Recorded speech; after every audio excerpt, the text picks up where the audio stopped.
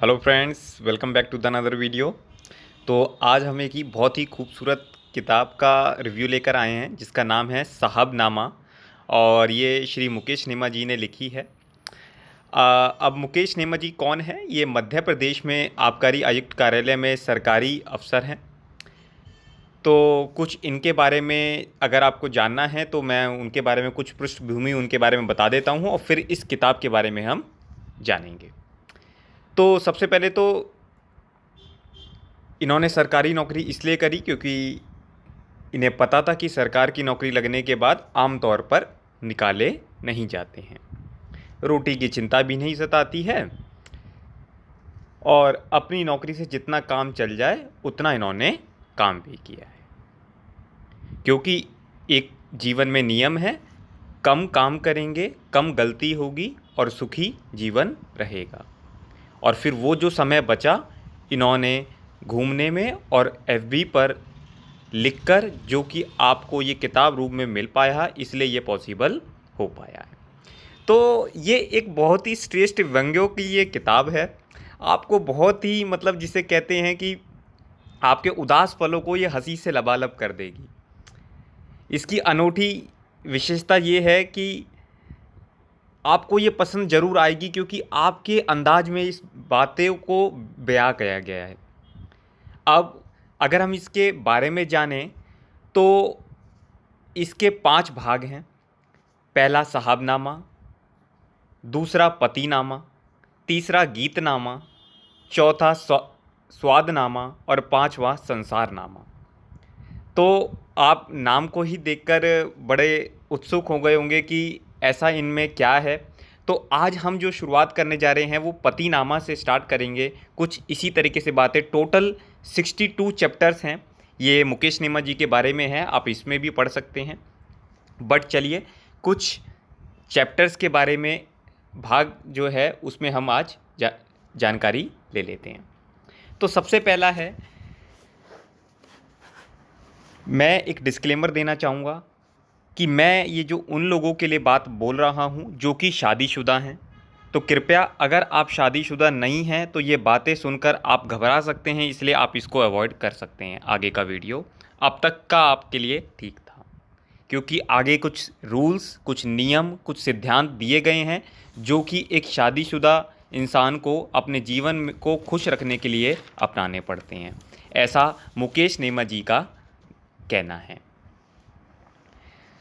तो अब पतिनामा, पत्नीनामा नहीं है, पतिनामा मतलब ऐसी कुछ बातें बताई गई हैं जो कि किसी पति को, अब आप कहेंगे ये पति क्योंकि पति के भी क्राइटेरिया कि आप अभी नए नए पति हुए हैं या आपको पति हुए देर हो चुकी है, इस तरीके की बातें आपको इस किताब में पढ़ने को मिलेंगी। बोला गया है कि जो समझदार होते हैं वो पति चुप रहते हैं। इस किताब में उसको चुप थेरेपी के नाम से भी बोला गया है।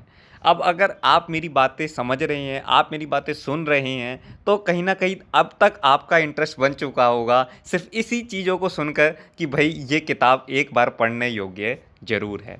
और अभी तक तो सिर्फ शुरुआत हुई है, सिर्फ 2-3 चैप्टर के बारे में शायद मैं आपको बता पाऊँगा, तब तक ही। उसके बाद बस मैंने लिंक डिस्क्रिप्शन में मेंशन कर दिया है, आप इसको जाकर तुरंत परचेज़ कर सकते हैं।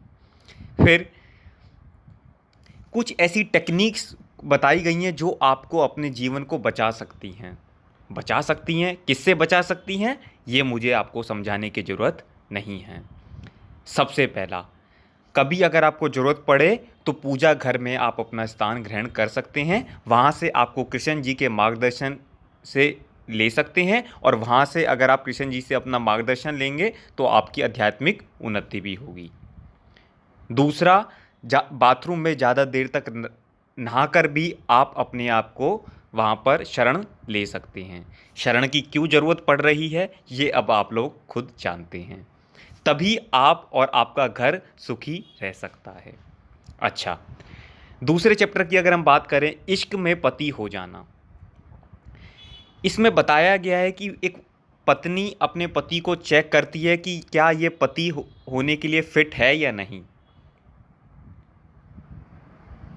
आपको कुछ क्वेश्चन दे दिए जाते हैं, अब उसके आपको जवाब देने हैं। अब जवाब वो नहीं देने जो आपको सही लगते हैं, जवाब वो देने हैं जो आपकी पत्नी को ठीक लगे, नहीं तो बात बहुत दूर तक जा सकती है।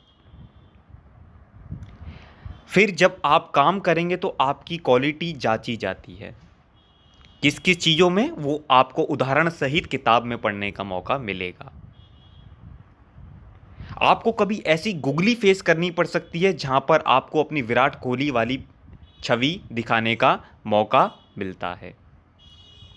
तीसरा और बहुत ही उन्नति वाला चैप्टर, ढकियाया पति ही सफल पति है।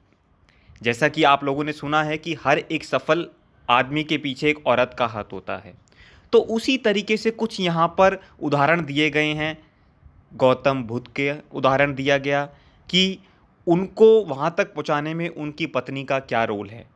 यशोधरा जी का आपने नाम सुना होगा, ऐसे ही तुलसीदास जी का, उनकी पत्नी रत्नावली, सोक्रेट्स, सुकरात जिन्हें बोलते हैं, जो कि बहुत बड़े ग्रीक फिलोसोफर हुए हैं, उनकी पत्नी का नाम शायद आप नहीं जानते होंगे, जैनतीफ नाम है। अब्राहम लिंकन, उनकी पत्नी का नाम मैरी टॉड है। तो इसी तरह क्लिंटन, तो इसी तरीके से इन लोगों के बारे में कि इन सब के साथ ऐसा क्या क्या हुआ जो कि ये इतने सफल आदमी बन गए, इनकी पत्नी का क्या रोल रहा, बड़ी आनंद तरीके से, बड़ी व्यंग तरीके से इस किताब में ज़रूर बताया गया है। तो अब इनके बारे में अगर आपको जानना है तो किताब आपको पढ़नी पड़ेगी, वो आनंद आपको लेना पड़ेगा। मैं और भी बहुत सारे चैप्टर के साथ आपको बता सकता था, पर शायद हमारी ये वीडियो बहुत लंबी बन जाएगी। तो हाँ, बाकी जब एक साहबनामा पर हम लाएंगे कुछ बातें, तो उसके बारे में दोबारा कभी चर्चा ज़रूर करी जाएगी। तो तब तक के लिए गुड बाय फ्रेंड्स। एंड आपको कैसा ये लगता है वीडियो, आप मुझे कमेंट बॉक्स पर मेंशन करके बताइए, क्या ये बातें सच हैं, क्या आपको लगता है। अगर आपको अच्छा लगता है तो इस वीडियो को अपने उन्हीं लोगों के साथ ज़रूर शेयर करें, जिससे कि ये किताब आगे तक लोगों तक पहुंच पाए। तो इसीलिए आपका बहुत बहुत धन्यवाद, आपने यहाँ तक इस वीडियो को सुना। अगर आप इनके बारे में जानना चाहते हैं तो आप और पढ़ सकते हैं, और बाकी मैंने लिंक डिस्क्रिप्शन में मेंशन कर दिया है, आप वहाँ से जाकर इस किताब को परचेज़ कर सकते हैं। चलिए, बहुत बहुत धन्यवाद।